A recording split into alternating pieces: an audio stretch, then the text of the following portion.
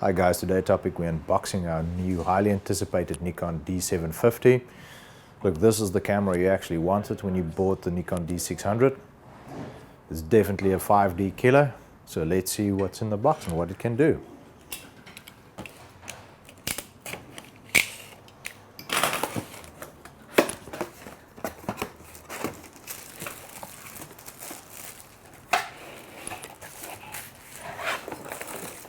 There we go, power cables, chargers, neck straps, bits and pieces, USB cables, batteries.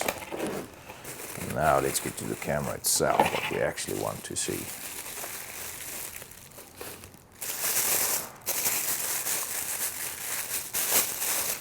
Ooh, so what's the first impressions like? Well, it feels rather solid. It's not as big, as bulky as the D810. It's got a nice narrow hand grip right there. It fits really good in your hand. Just the right size, almost maybe a little bit small. It feels like your fingers clipping off the back, but that's all right. It feels really comfortable and light as the D600 used to feel. And it's a great camera. It's got awesome features like this new flippable screen at the back. This is like a little transformer at the back. That's really awesome. And yeah, let's look at some of the features.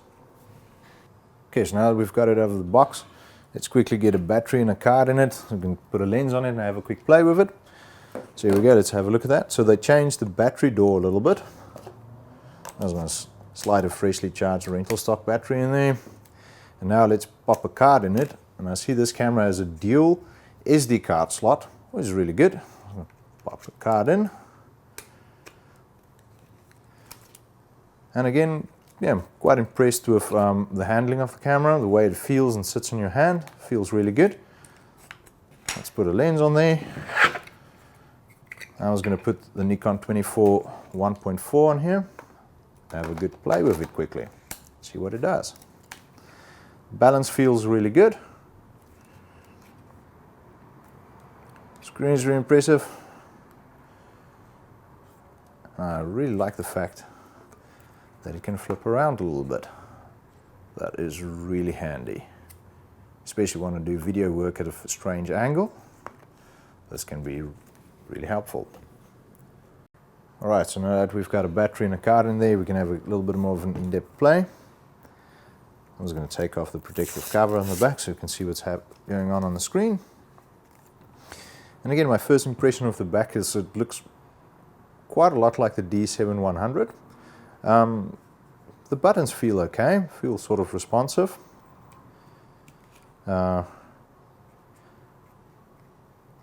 Just feel a little bit close to the screen though, but it's alright, you can move it around and it's quite bouncy and responsive. So when we go into the menu settings, we'll see there's a whole new menu setting dedicated to movie shooting, and this will make your life easy to quickly set up the camera.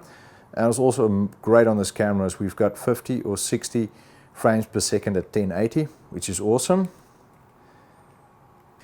Now also if we look at the top dial, top command dial, this is also really similar to what we have on the D750. I think it works really well. Everything is there in one spot to choose from. And of course, if you want to change ISO or white balances, you have all your shortcut buttons here on the side. Again, reminiscent of the D750. I think the D810 might have a better button layout at the top for quick access of it to get to the settings, but yeah, also still feels like quite a usable little camera. It's also great is we have built-in Wi-Fi, and I'll do a little bit of an overview of that as well in a later video. You can see how well it works, and obviously on the side we have our mic inputs and headphone input, which is great, so you can do onboard sound monitoring. If we hit the info button up here, we can see our settings, current settings on the camera. Really nice and bright and big on the back of the screen. And when we try and adjust anything, we actually get a whole new menu system in here with a little bit more information than we're used to, and we can actually quickly adjust the sizes of our images, file sizes and qualities, ISOs on the fly. It's really good. You can immediately see what we're doing. Very important, this camera does not feature a small RAW option like what we have on the D810. but that's fine. It's not something you need all the time. And when we press I down here, we have a quick shortcut to settings that can get changed a lot. This helps a lot as well. This speeds up use of the camera.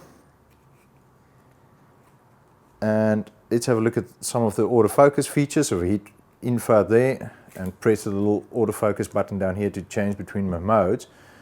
You can see we have our normal single and continuous focus modes, and then we have the same autofocus system in this camera, or a very similar one to that that we find in a D810. Now I know there's a lot of opinions about it and reviews on the internet about the size and the spread of those autofocus points. To me personally as well, when I look through the viewfinder, it seems that it's fractionally smaller, the spread of the autofocus points than the D810. But again, I think that's something that needs to be explored more in depth.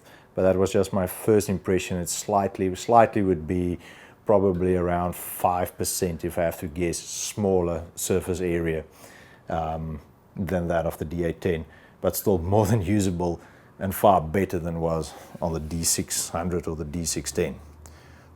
So overall, I feel this is a really nice little camera, and like I said when I unboxed it, this is actually the camera that Nikon was supposed to bring out about 2 or 3 years ago, and this was definitely the camera that you wanted when you bought the D600 or the D610.